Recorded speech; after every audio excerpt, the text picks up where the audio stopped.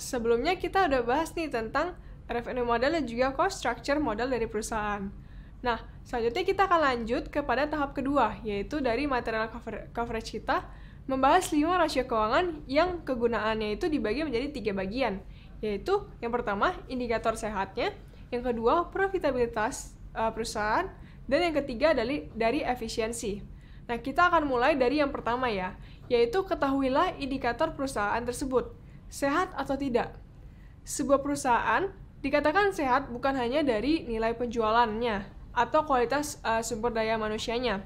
Namun, kita tuh bisa ukur dari perspektif keuangan internalnya. Salah satunya dengan mengukur rasio utang terhadap modalnya, atau dengan istilah yang lebih kita kenal yaitu debt to equity ratio atau DER.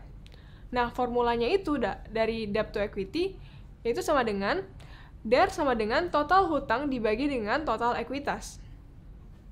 Hutang yang dimaksud adalah kewajiban yang harus mereka bayar secara tunai kepada pihak pemberi hutang dalam jangka waktu tertentu. Simpelnya, apakah dengan ekuitas yang dimiliki oleh perusahaan mampu membayar hingga lunas hutang-hutang yang wajib mereka bayar tersebut.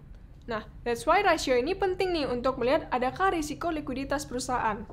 Makanya dikatakan indikator sehat atau tidaknya kondisi keuangan sebuah perusahaan dari rasio hutang terhadap modal ini. Jika rasio DER suatu perusahaan meningkat, maka artinya perusahaan tersebut mendapatkan pendanaan dari pemberi hutang, jadi bukan dari pendapatan perusahaan tersendiri. Nah, hal ini bisa menandakan perusahaan cukup berbahaya dan harus diawasi, karena perusahaan harus membayar hutang tersebut dalam jangka waktu tertentu kan. Nah, para pemberi hutang atau investor biasanya akan lebih cenderung memilih perusahaan yang rasio hutang terhadap modalnya itu kecil. Dengan begitu, resiko investor akan kerugian atau likuiditas itu juga lebih aman. Sebaliknya, perusahaan dengan rasio hutang terhadap modal yang kecil akan lebih mudah nih mendapatkan pendanaan dari investor.